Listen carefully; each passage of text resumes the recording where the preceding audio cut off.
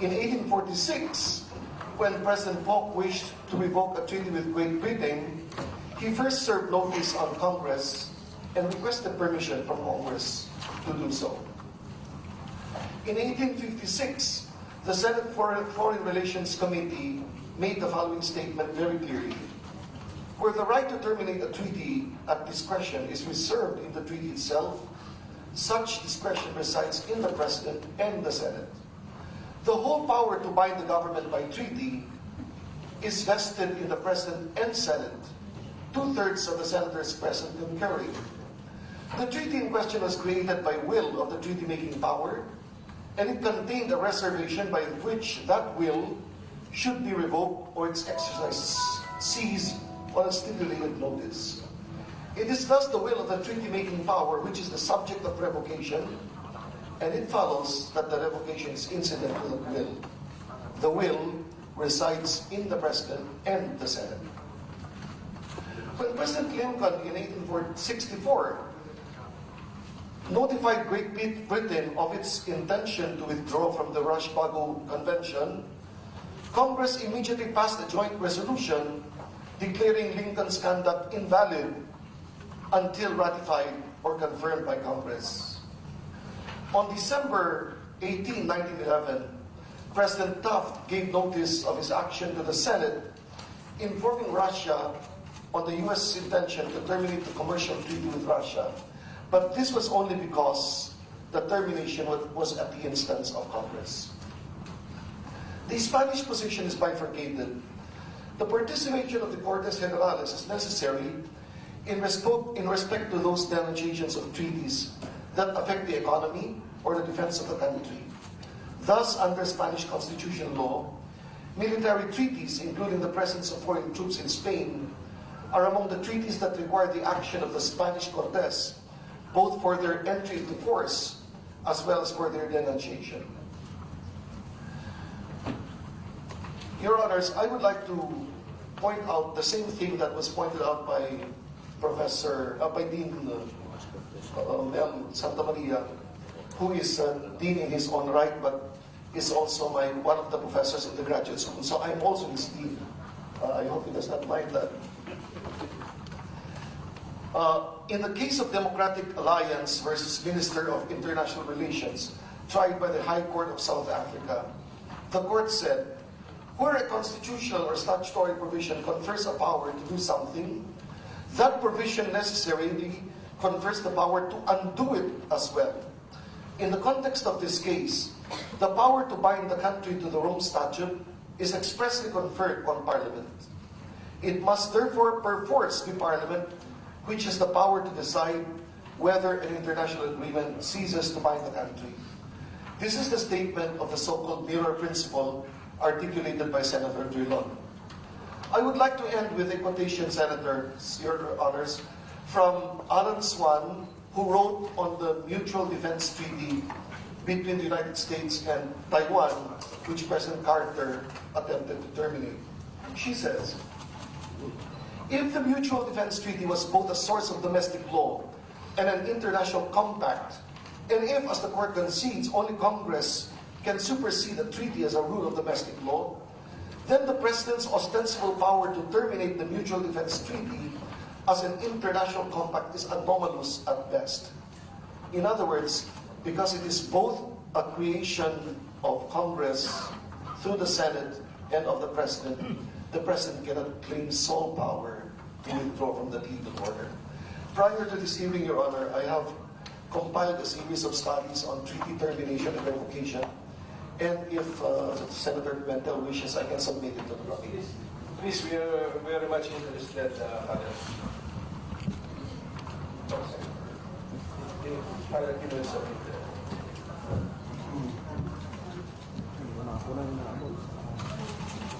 Thank you very much, Father. Is that your presentation, Father? Your Honor, it's not my presentation ahead of time. These are some materials I used. Can I ask you one question? Yes, sir.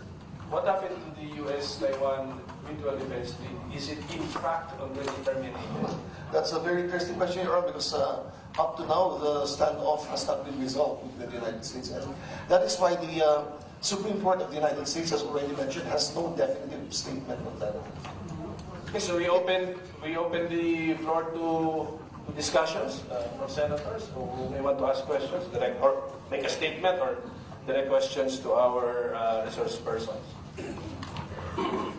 Senator Gordon. Yes, thank you all very much, and good morning to all the resource persons. It's admirable that we can talk here and discuss the pros and cons, although there's only one pro, and I understand why that is so. Let me just ask a question. Right now, our parliamentary situation, if I may call it that, nandito tayo sa sitwasyon na we have to, I'll speak in Tagalog so people can understand outside. Dahil yung proseso natin ay nalalagay sa alanganin. Sabi nga nila, kung makaka-enter ka ng isang agreement, pwede ka rin lumabas, lalo na shared power yung mag-enter into an agreement. Malinaw yan. At sinabi ng Constitution, kailangan 2/3 vote at Senado ang mag-ratify. So sa akin, yung sinabi na lahat, halos, especially Dean Santa Maria, Father, and of course, Senator Tadan, and Senator Biason, by force of one, and of course, Mr. Tayo, it really indicates that before we can even go into that, and I don't even want to go into the terms of the VFA, wala pa tayo doon, yung proseso muna, makakapasok pa tayo na ang Senado kung hindi natin haharangin muna sabihin, we don't agree that you can unilaterally withdraw from the agreement without the Senate. In other words, kailangan we have to create a position of, na we're opposing the move of the President to do so without Senate approval. And that way, we can now bring it to the Constitution, to the Supreme Court to address a constitutional issue na nagbabangbakan na itong dalawa, Senate at saka the President, the Office of the President. Would that be correct? I'd like to address that to Dean Santa Maria first. Tama. Basta't nagbabangga na po talaga ang Kongreso at ang Ehekutibo sa isang fundamental na issue at halang na halang ang kanilang posisyon, talaga magkakaroon ng constitutional issue. Sapagkat kung mag-decide ang Korte Suprema one way or the other, siguradong yung isa magkakaroon ng sentimiento na nabawasan ako, I was diminished. And he will just proceed with that diminished situation, hoping na siguro through constitutional amendments or legislation, mababago. But at the same time, parang may nabasag na sa isang napaka-fundamental na prerogative ng akala ng isa'y nasa kanya. Sir, from my standpoint, the Senate has a duty as a co-equal branch of government, as part of the Congress, and especially since directly assigned sa kanila yung ratification of treaties. So if we do not speak, our voices will be absent in this process, where from the very beginning we were part of. As you said, when you declare war, the President has to go to the Senate, to the Congress, both houses. Lahat siya, kasama yan. The veto power, as you said, process yan. So when you start, if we keep quiet on this issue, we would be reneging on our constitutional duty as stated in Article 21, Section 7. Is that if I'm correct? No? Na if we can ratify, we can also refuse the application or reject the application. But first, we have to create some form, and I don't want to use the word casus belli for lack of a better word, a casus belli, a misunderstanding, a constitutional misunderstanding has occurred, and that's why the Supreme Court can come in. Would that be correct, sir? Yeah, that is correct. Meron pang akong puntang isa. Kahit na kung papaano pong magdesisyon ang Korte Suprema, I'm always of the position na Supreme Court decisions must, well, although final, must always be subject to debate. Scrutiny. Scrutiny, subject to scrutiny and debate. para na nga hindi mamatay sapagkat may iba pang branches ng government na maaaring i-overturn ang Supreme Court. Yan muna kakalimutan natin eh. Supreme Court decisions may be final, but they are always subject to critical debate. And Which is the point of Senator Biasan earlier. Nagkaroon muna tayo ng mutual na military bases, na nag-iba ang panahon, nagkaroon tayo ng mutual defense pact because pumasok na ngayon na tawag natin China was taken over by Mao. So it was so proximate to us, so pumayag tayo na magkaroon ng mutual defense pact. I kind of like what Senator Tata referred to earlier on another part of the process. Can the Senate now look into the manner upon which, as Senator Tata said, yung manner ng pag-abrogate? You know, we do have we should have a sense of national pride and integrity.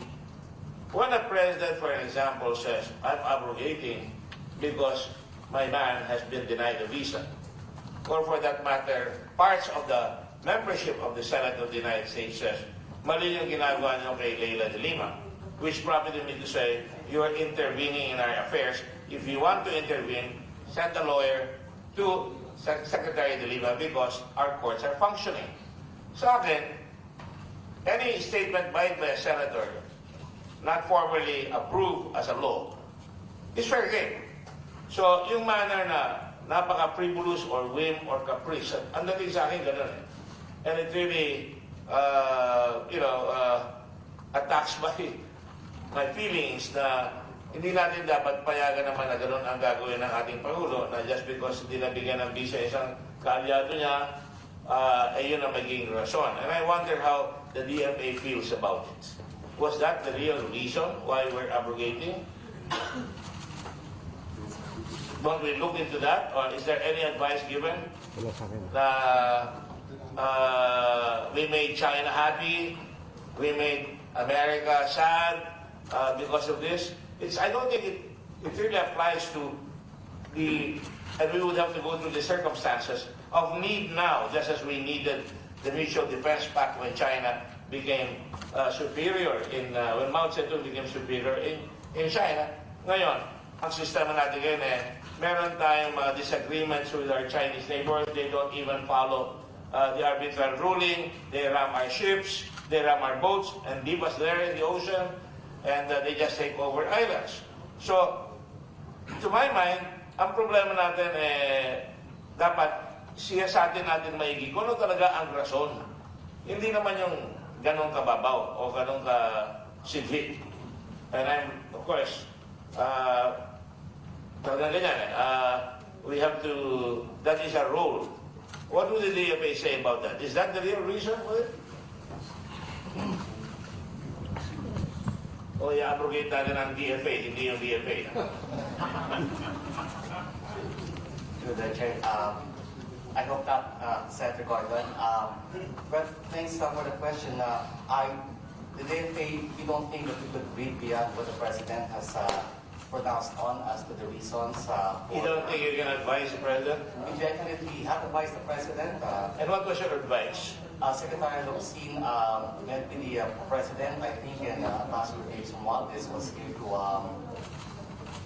make the case. But the President had already made up his mind, and it's a decision, of course, that we're bound to listen. And then, with the permission of the chair, I go back to the theory of absolutism espoused by Dean Santa Maria. Non-absolutism. Non-absolutism. Yeah, I'm sorry. Well, whatever. The point is, the whole foundation of our Constitution is against unilateral exercise of power, absolute power in one side of government or in one man. And therefore, the whole design of the Constitution is checks and balances. Dahil hindi ka naman pwedeng basta gagawin mo yan, wala na, di ba? So, I'm happy that you cited some cases in South Africa when they tried to get out from the ICC, right? And the other case that you cited was UK. And what was the issue in the UK? the exit from the Treaty of the European Union. ICC also? Brexit. Brexit. Tama yan. So it has to go through Parliament. Yes. That was the ruling. Yes. Answer Yes. to the mic, sir, for Dean. Yes, they had to go to Parliament to get the consent of Parliament. And because of this theory of separation of powers, yung tatlong arm will work together. Kung hindi pumayag ang Senado sa abrogation, now the Supreme Court gets involved, so it shows the balance of and control of powers na it cannot be lodged in one side of the government or one man. Would that be correct, sir? That's correct, Your Honor. And as a matter of fact, in the U.S. case of Goldwater versus Carter, up to the Court of Appeals, that was the point. The point of Justice Powell there, and I keep quoting this, was that Powell, while agreeing that the case did not merit judicial review at the time, believed that the issue itself, the powers of the President to break treaties without congressional approval would have been arguable had Congress issued a formal opposition through a resolution to the termination of the treaty. In other words, kailangan mag-issue kami ng formal opposition, yung resolution. That's why I laud Senator Dillon because he was quick on the draw, not recklessly, but to protect the prerogatives of the Senate. Yes. I would not want to see the Senate become saling pusa, in other words, sa Tagalog, no? Because that's the protection of the people. That if a president runs amok, or the Senate or Congress runs amok, the president can always veto the Senate or veto Congress and vice versa. The Senate and Congress can also override the veto, or for that matter, protest on the abrogation of the agreement. That is all, Your Honor. Thank you very Senator much. Dillon wants to ask a question. Mr. Chairman, I want to refocus on the item in the agenda, and that is proposed Senate Resolution 305, where we are asserting the sense of the Senate that our consent is needed before a treaty can be validly abrogated.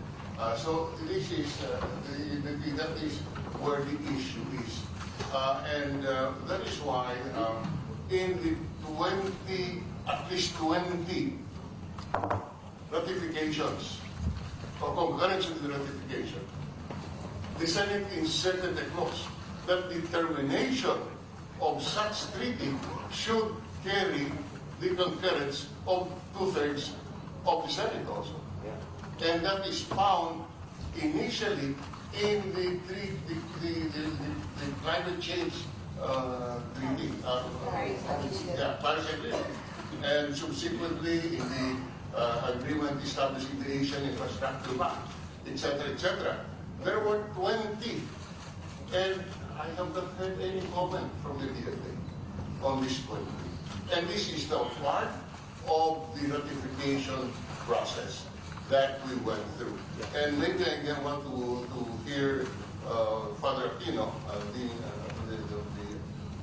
on this point, on the process. Yes, Your Honor. The basic requirement for bringing a case to the Supreme Court like this is that an actual controversy should exist. So I do strongly suggest and advance the proposition that the Senate send a resolution to Malacanang expressing its sense that the President alone does not have the prerogative to withdraw from the treaty, and that the Senate's concurrence should first be obtained. And if Malacanang disregards, it's then that an actual controversy exists, and then the matter would be right for the Supreme Court to decide. With all due respect, Your Honor, not through declaratory relief, because the Supreme Court has no jurisdiction over declaratory relief, but through one of the prerogative writs, Your Honor. Yes, we are aware of that rule, but this is, we can argue that this is a transcendental issue which should merit the attention of the Supreme Court, even if technically Yes, it Your should Honor. be with Conceded, Your Honor. with the lower court. So, we will address the Supreme Court in a petition for declaratory relief to define the constitutional boundaries between the Senate and the Executive insofar as withdrawal from treaties are concerned. Because there are a lot of implications on the withdrawal, a unilateral withdrawal, ignoring the Senate. My only proposal, Your Honor, is that preceding the action, or maybe concurrent with the action, would be a resolution by the Senate sending its sense to Malacanang that it should be consulted, it should be sought, its concurrence should be sought in the withdrawal.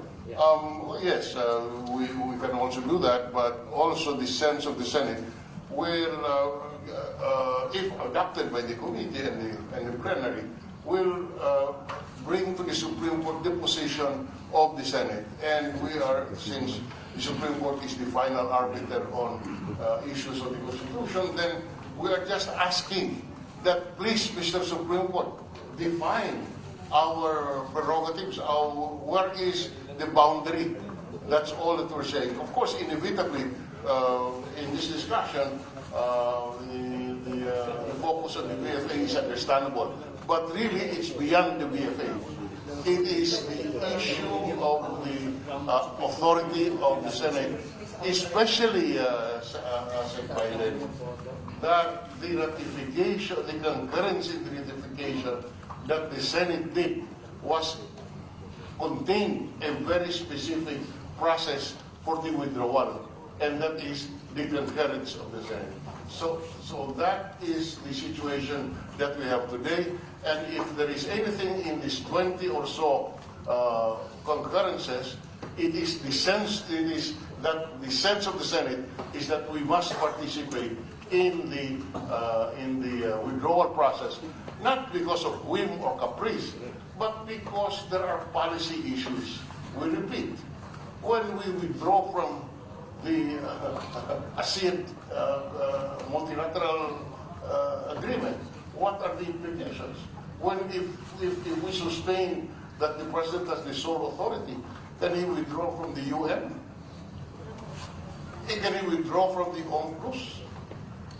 The consequences of this withdrawal affects many policies and domestic laws, which should prompt and the participation of the Senate and the Congress, because the Congress is the policy-making body in our system of government. So it is in that regard that I would wish the committee to refocus. What is before us is a sense of the Senate resolution. Thank you, Senator Tata wants to react. We appreciate the remarks of Senator Drilon. And I'd like to state that it's for the reason that I tried to make a very focused presentation on this issue. I think the only issue, as far as I can see, is that no treaty or international agreement shall be valid and effective unless concurred in by at least 2/3 of all the members of the Senate. So the VFA is a valid treaty because it was concurred in by, how many were it? 2/3 of the members of the Senate. So it is the concurrence in the ratification of any treaty that makes that treaty valid according to this constitutional provision. If you want to invalidate it, you are invalidating the concurrence of the Senate. And the executive cannot do that without consulting with or without obtaining the consent of the Senate. That is my very simple proposition. I only regret, I hope Mr. Gasol here joins me in this regret, that we are unable to join the authorship of the Drilon resolution. We are no longer active members of the Senate. But we will be honored to join the petition before the Supreme Court. Again, Senator Nathan, the petition, the intended petition in the Supreme Court is a petition for declaratory relief, which Father Aquino was also the same remedy availed of in the Goldwater case. The Goldwater case also used the route of a declaratory relief to define the functions or the powers of the Senate vis-a-vis withdrawal from treaties. So that relief has been available. And that is what I would like to strongly suggest to Senator Soto, who is leading the effort there. But what we would like to see is an adoption by the Senate in plenary of a position that we should be consulted in general, without any reference to any particular. Thank you, Mr. President. Senator Rabiaso. Thank you, Mr. Chairman. After Reading the Senate resolution, proposed Senate resolution number 305, this is seeking approval from members of the Senate in the expression. But if this passes, then the Senate, will it compel anybody to abide by it? No. It will not. But let me finish. It will not, because it will not compel, but it brings us to the Supreme Court. Exactly. And let the Supreme Court decide on Yes. the boundaries. But insofar as the Senate is concerned, which is a co-equal branch, we That's say right. this is our position. That's right. But it will not, a passage of this resolution by the Senate will not compel the President. So we still have to go to the Supreme Court. And we need a final ruling. By the way, Senator Biason, as we said, in 20 of those treaties, we inserted a whereas clause, Yeah. which basically says you cannot withdraw from this treaty Exactly. unless there is a concurrence of 2/3 of the Senate. That is expressed there. And that has been there for the last, I don't know how many years. But that is not contained in the VFA. No, because It is it was not. passed in 1999. That is But correct. the sense of the Senate will now set the general rule. That is correct.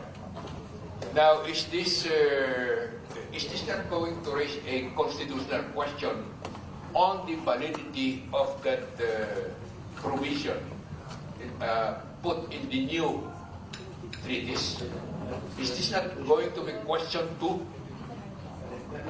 Yes. Not this particular petition which Senate President is planning to file. It's really Exactly. focused on the VFA. That's why we can expect the argument that in the Senate concurring resolution on the VFA, there is no such provision that Yes. Senate can grant. Mr. Chairman. That would be answered. Mr. Chairman, the petition for declaratory relief does not necessarily and is not focused on the BFA. It is on the power of the Senate. It is a definition of boundaries, not on the BFA. It is on all treaties and the definition of the powers of the President and the Senate, not the VFA. VFA is only incidental because it demonstrates the interplay of the powers. But what we're asking Supreme Court to rule is define for us as a political body what is our role in abrogation, and we're saying that the sense of the Senate is that we should have a role, and that this role is manifested in that provision in 20 of those treaties where we place the consent. Okay, so best not to comment yet on the petition until and unless we see it. Let me make of record the presence of Attorney Roque. Senator Gordon, si Senator Binay muna. Senator Binay wants to ask a question. Senator Binay. Thank you, Mr. Chair. Kay Father Aquino, when you were discussing the 1987 Constitution, was there a discussion to include a provision that when we withdraw from a treaty, there's a need for a concurrence from the Senate? Are you referring to the committee that was created, Yes. Your Honor, to study? Yes. The course of the discussion. Yes, that topic did come out, and the journals of the committee will reveal that the sense of the committee at that time was the understanding that Senate concurrence was necessary for withdrawal. And there was no need to write it, that provision. We were very wary about putting it in at that time, Senator, because that was the time that the ICC issue was very much discussed, and we were afraid that we would be sending a signal, as the case had already been filed before the Supreme Court, that we were taking sides at the time. So we let it remain on the records that that was our sense, that it was our understanding as a committee that Senate concurrence was necessary. Can we have that record, Mr. Father? Senator, I suggest that you address it to Chief Justice Puno, who was our chairman, and who controls the secretariat for that. Yes, the journals of the... Of this latest one? Yes, Senator, the 19th committee. Yes, po. No. Ako Puno eh. Father Aquino is mentioning Puno. So, Puno, the committee constituted by President Duterte to review, yes. But as ito question ko sa iyo, Father Aquino, as a member of the 1987... No, I was not a member, Your Honor.